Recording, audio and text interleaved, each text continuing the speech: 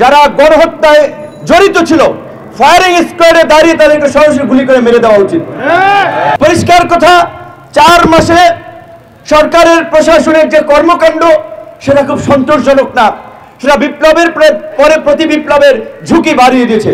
তাই আমাদের পরামর্শ থাকবে এই ধরনের অভ্যুত্থান এবং বিপ্লবের পরে কিছু শক্ত পদক্ষেপ নিতে হয়। এই ট্রাইব্যুনাল বিচারিক প্রক্রিয়ার এই দীর্ঘসূত্রিতার দিকে না গিয়ে যারা গণহত্যায় জড়িত ছিল ফায়ারিং স্কোয়াডে দাঁড়িয়ে তাদেরকে সরাসরি গুলি করে মেরে দেওয়া উচিত। কারণ ওই বিচার প্রক্রিয়ায় দেশি হস্তক্ষেপ আসবে, বিদেশি হস্তক্ষেপ আসবে, মানবাধিকার কমিশন আসবে, এনজিও আসবে, অনেক ধরনের তৎপরতা। তারপরে শেষ পর্যন্ত এগুলো করতে করতে আওয়ামী লীগ পুনর্বাসনের সুযোগ পেয়ে যাবে এবং ওই যে মাস্ক পরে, গামছা পরে, মজুর ক্যান্টিনে এসে রাতে মিছিল করে ওই আপনার বিভিন্ন জায়গায় দাঁড়ায়। তাই নিরীহ মানুষকে, নিরপরাধ মানুষকে, সাধারণ আওয়ামী লীগার তাদেরকে ক্ষমা করে দেওয়ার আমরা পক্ষে। কিন্তু যারা গত 16 বছরে এই ডাকসু হামলার মতো ছাত্র দলের অসংখ্য ছেলেকে মেরে রক্তাক্ত করেছে, এই ক্যাম্পাসে এমন কোন ছাত্র সংগঠন নাই যে যারা শিবিরের ছেলেরা ছাত্র দল তারা ছাত্রলীগের হাতে মাইর খায় নাই। ওরা ছাত্র না, কাজে এই রকমের যারা দানব ছিল তাদেরকে নির্মূল করতে হবে, নিঃশেষ করতে হবে, না হলে এই বিপ্লবের সুফল মিলবে না। নির্বাচন নিয়ে এখনই যারা তাড়াহুড়ো করছেন, আমি মনে করি তারা এই আওয়ামী ফ্যাসিবাদের পুনর্বাসনের সুযোগ তৈরি করে দেবেন নির্বাচনের জন্য তাড়াহুড়ো করে। শেখ হাসিনা 16 বছর থেকেছে না, এইবার না হরাইতে পারলে 4 বছর থাকতো না। তো এই সরকার যদি 2 বছর থাকে, দেখি না 2 বছরে তারা কি করে। সরকারের যে উপদেষ্টারা ব্যর্থ হচ্ছে, কোথায় ব্যর্থ হচ্ছে নাম ধরে, কর্মকাণ্ড ধরে তাদের সমালোচনা করুন, প্রয়োজনে তাদেরকে পদত্যাগ করাবো, কিন্তু এই সরকারকে দিয়েই এই গণহত্যার বিচার এবং রাষ্ট্র সংস্কার করতে হবে। এখন পর্যন্ত দৃশ্যমান কোনো ব্যবস্থা নিতে আমরা দেখি নাই। আমরা বলছি যে অবশ্যই সরকারের দুর্বলতা আছে, সেগুলো মোকাবেলা করে আমরা চাই সরকার সফল হয়ে উঠুক। তার জন্য এত ফর্মুলা, সংস্কার কমিশন, প্রস্তাবনা দিয়ে সবকিছু বিচার বিশ্লেষণ করা যাবে না, কিছু ডাইরেক্ট অ্যাকশনে যেতে হবে। তাই আমরা আবারও বলবো, ভেবে দেখেন। শুধুমাত্র পুলিশের সংস্কারের কথা বলছেন, প্রশাসন, জনপ্রশাসন, নির্বাচন, মানবাধিকার কমিশন, সামরিক বাহিনীরও সংস্কার করতে হবে। 16 বছরে এমন কোন জায়গা আছে যেখানে এই ফাঁসিবাদের দোসররা দায়িত্ব পালন করে নাই, ফাঁসিবাদের বিস্তার ঘটে নাই? সমস্ত রাষ্ট্র ব্যবস্থাকে ঢেলে সাজাতে হবে।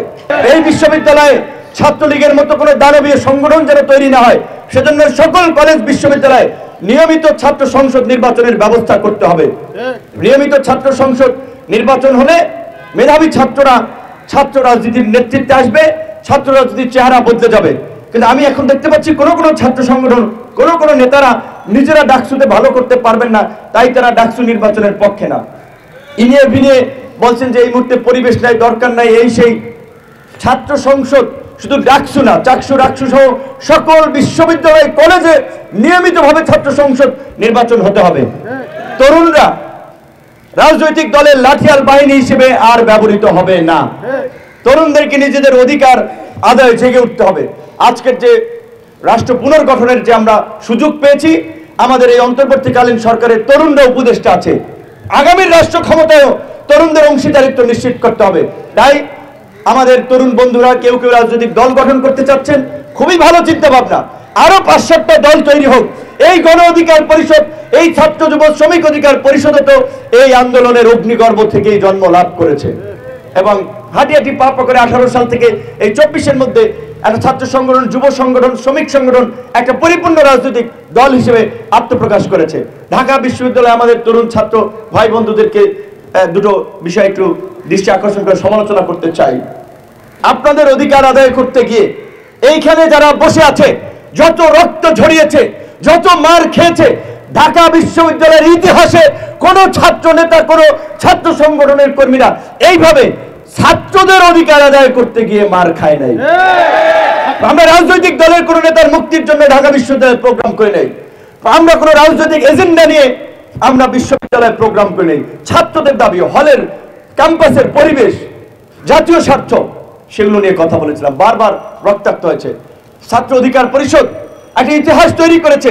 এই যে এখানে থাকতে থাকতে কিছুক্ষণ আগে আমার এই ফেসবুকের স্কুলে চলে আসছিল 2000 আপনার এই যে দেখেন যে আপনার এই 23 সালের 7ই আপনার ফেব্রুয়ারির কথা, যে সেদিন ছাত্র অধিকার পরিষদের কাউন্সিল ছিল, রাজু ভাস্কর্যে ছাত্রলীগের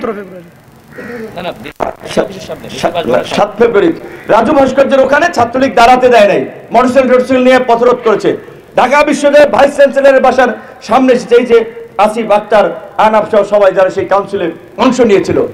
সেদিন বলেছিলাম 2024 সালে হাসিনার পতন ঘটবে এবং এই ছাত্র অধিকার পরিষদের নেতৃত্বে পতন ঘটবে, ঘটেছে। কাজী আপনাদেরকে এই সন্ধ্যার সময় আবারও বলছি, আগামীর বাংলাদেশ তরুণরা নেতৃত্ব দেবে, তরুণদেরকে এগিয়ে আসতে হবে, তরুণদেরকে রাষ্ট্র পরিচালনার দায়িত্ব নিতে হবে। এই ডাকসু সহ বিভিন্ন ছাত্র সংসদ নির্বাচনের মাধ্যমে সেই তরুণ নেতৃত্বের পথ সুগম করতে হবে। অবশ্যই ছাত্র রাজনীতির নামে যে অপরাজনীতি গত 16 বছর চলেছে, সেই কোনো অপরাজনীতিতে এখন আর শিক্ষার্থীরা সমর্থন করবে না, কারণ এখন আর শিক্ষার্থীরা জিম্মি নাই কারো কাছে। সুতরাং যারা ছাত্র রাজনীতিও করবেন, ছাত্র সংগঠনও, তাদেরকেও শিক্ষার্থীদের পালস বুঝতে হবে।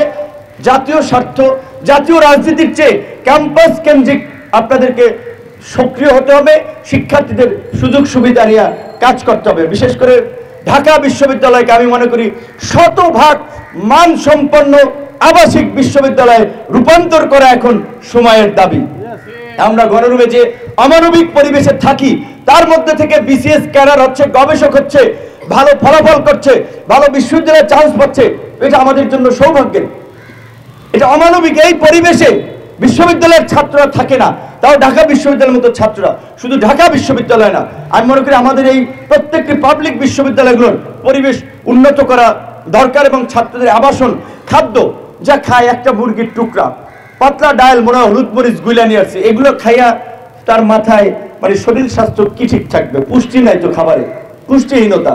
সেটা ছাত্রদের সবজি, মাছ, মাংস, ডাল, প্রয়োজনে খাবারে ভর্তুকি দিতে হবে। সরকারের হাজার হাজার কোটি টাকা লুটপাট করে দুর্বৃত্তরা নিয়ে যাচ্ছে, আর বিশ্ববিদ্যালয়ের ছাত্রদের একজন ছাত্রের পেছনে যদি বছরে 5-7 হাজার টাকা সরকার ভর্তুকি দেয়, ওইটা ভর্তুকি না। শিক্ষায় ভর্তুকি দিলে সেটা আপনার ভর্তুকি না, সেটা ইনভেস্টমেন্ট, সেটা ফিরে আসবে। তাই আমরা অবশ্যই ছাত্র অধিকার পরিষদকে বলবো, এই ডাকসু নির্বাচনের দাবিতে আপনাদেরকে সোচ্চার হওয়া দরকার, কর্মসূচি করা দরকার, ছাত্রদের মধ্যে জনমত তৈরি করা দরকার। আমি যে আলামত দেখতে পাচ্ছি, নির্বাচন নাও হতে পারে, যেটা দেখতে পাচ্ছি তৎপরতা, সেই বিষয়ে আপনাদের অন্যান্য ছাত্র সংগঠনের সাথে নিয়ে আলাপ করা দরকার।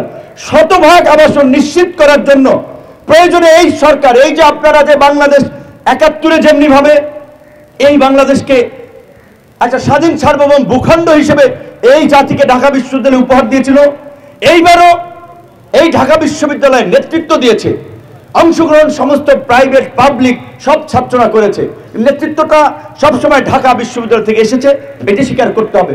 সুতরাং আপনাদের এই অভ্যুত্থানের পরে শতভাগ আবাসন দাবি করা অত্যন্ত যৌক্তিক। আপনারা শিক্ষা উপদেষ্টাকে বলবেন পরিষ্কারভাবে যে নতুন বছরের মধ্যে ঢাকা বিশ্ববিদ্যালয়ের শতভাগ আবাসিক নিশ্চিত করার জন্য ভবন এবং গবেষণার জন্য পর্যাপ্ত বরাদ্দ নিশ্চিত করতে হবে।